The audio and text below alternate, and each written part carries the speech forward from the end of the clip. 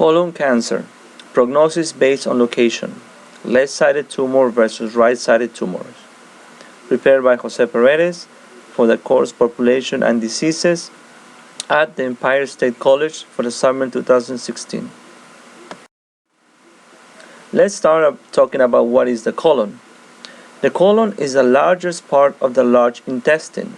The large intestine also comprises the appendix, the cecum, the colon, and the rectum.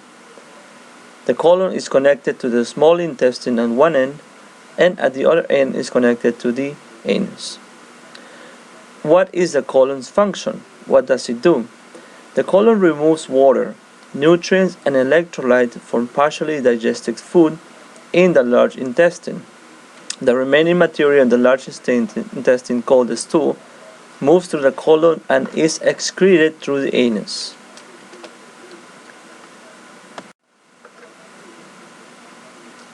The colon is divided into two halves, the left and the right half. Both sides appear similar. What is colon cancer? When the cells in the colon begin to grow out of control, they become malignant or cancer cells, and these cancer cells start invading tissues of the colon. Colorectal cancer can start in the colon or in the rectum. And colon cancer and rectal cancer have many features in common. Usually, colon cancer begins as a growth of the inner lining of the colon, commonly called a polyp.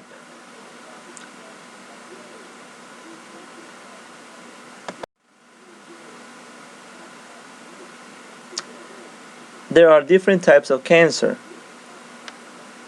Some cancer types are called adenocarcinomas. This is the most common type of cancer. It usually starts in the cells that form the glands. And the glands are the ones that produce the mucus that work to lubricate the interior of the colon. Another type of cancer is called gastrointestinal stromal tumors. This tumor starts in the wall of the colon, but this tumor can also be found anywhere else in the digestive tract.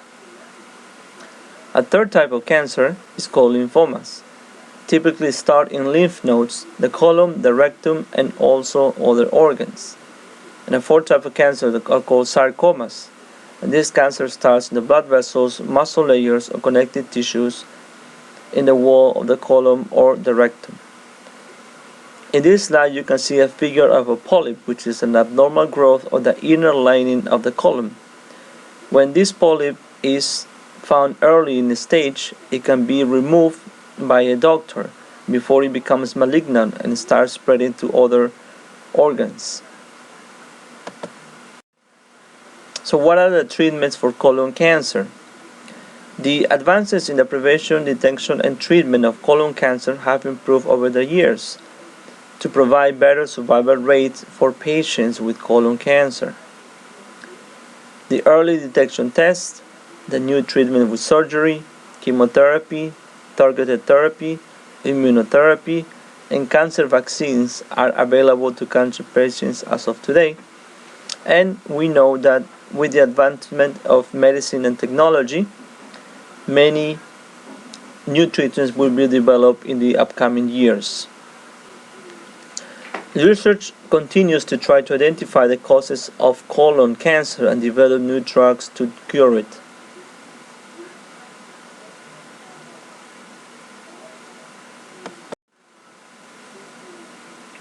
So what side has the best prognosis, the worst prognosis, the left side or the right side? According to the most recent research, it suggests that patients with right-sided tumors have a worse prognosis than patients with left-sided tumors. Even though the anatomy of the left side of the colon and the right side of the colon appear to be the same, the prognosis when it comes to cancer is different. The current research shows that the survival rate of patients with primary tumors in the right side and left side have different behaviors. Many research teams are focused on understanding the differences between right and left-sided tumors. For instance, teams from the University of California in San Francisco and teams from Oxford University are being supported by the American Cancer Society to make breakthroughs in order to find new cures and new treatments for colon cancer. According to the current research, the report shows that patients with right-sided tumors were at a 55% higher risk for death and complications compared to patients with primary tumors located on the left side of the colon.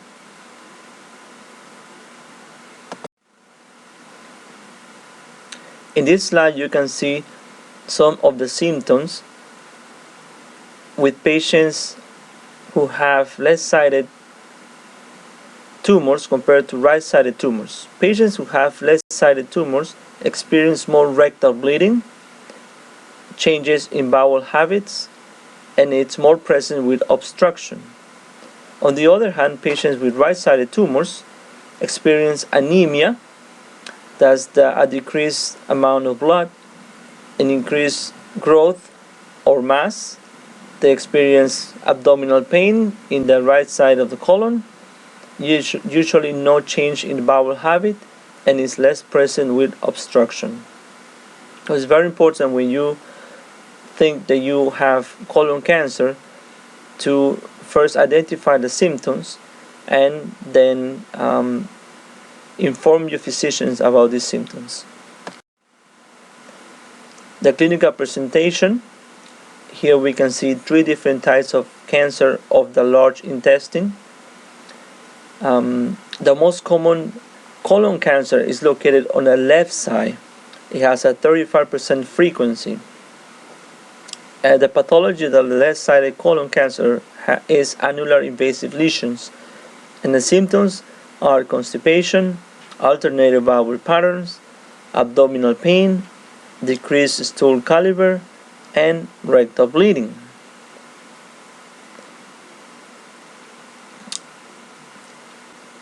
Right-sided colon cancer has a lower frequency, 25%.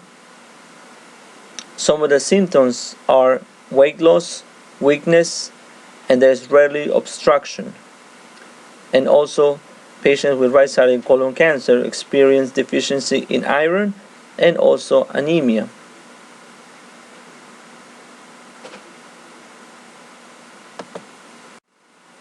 At the annual meeting of the American Society of Clinical Oncology, celebrated on June 5, 2016, a very well-renowned oncologist named Dr. Alan P. Vinok said that, quote, "It is very clear that the biology of the colon on the right side is different from the biology on the left side," end quote. And this could potentially change the way that colon cancer is treated. Dr. Vinok also said that the primary tumor is actually a surrogate for a biological variable across the colon. In this slide, you can see a picture of Dr. Alan P. Vinok, a well-renowned oncologist, and also a picture of the different stages in cancer growth. You can see stage 0 and stage 1, which appear to be abnormal growth of the inner layer of the colon. They can become benign polyps, but if these polyps are left untreated, they can become bigger and bigger, grow even more, and then they can develop into stage 2, stage 3, and even stage 4 cancer when the cancer starts spreading to other organs.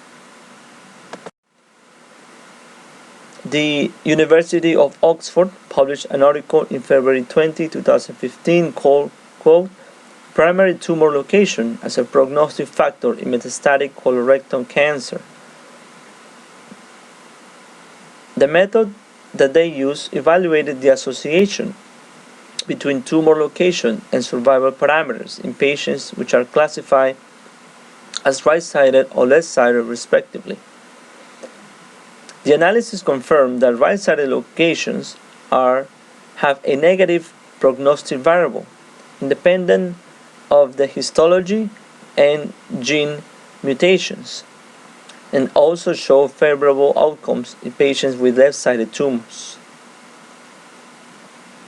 There were approximately 200,559 patients involved in this study. 41.4% of these patients were females, the rest were males, and about 33.3% of the patients were people older than 65 years. The conclusion of the study was that the location of the primary tumor is very important to prognostic survival. Dr. Kimi Ng, MD, of the Dana-Farber Cancer Institute said that while the tumors on the right side of the colon are clinically, pathologically, genetically, and molecularly different than those that arise on the left side, there are always concerns about making generalizations based on the rigors of a clinical trial. Dr. Kimi also said that additional factors may contribute to the genesis or the formation of the tumor, such as embryonic origins, environmental, and epidemiological factors. Additionally, Dr. Kimi mentioned that fusobacteria, which is part of the normal flora of the human colon, may contribute to complicate the prognostic of colon cancer. So every time there's a new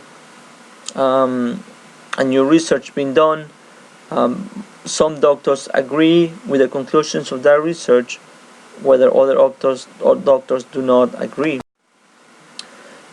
Another renowned oncologist, Dr. L. Shishkin, he was the former chief of medical officers at the Hematology Oncology Department at the University of Chicago, urges caution based on the most recent research.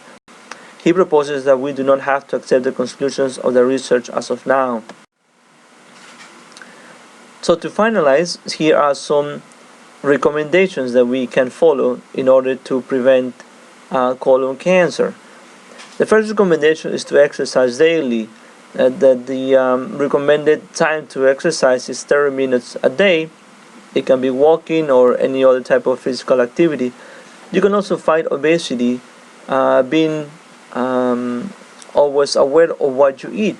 Always remember to eat food that is low in sugars, low in fats, and try to keep your cholesterol down. A third recommendation is to quit smoking. The contents of the cigarettes can make the lining of the colon very sticky and also promote cancer growth. Remember to cut red and processed meats from your diet, which are very heavy and they take a lot of work for the colon to process them. Remember also to get enough vitamin D. This will promote a healthy colon, as well as eating fiber-rich foods. Avoid unnecessary antibiotics. The antibiotics tend to kill the normal bacteria that live in your colon, and this can potentially be harmful to your colon. Eat cancer-fighting foods.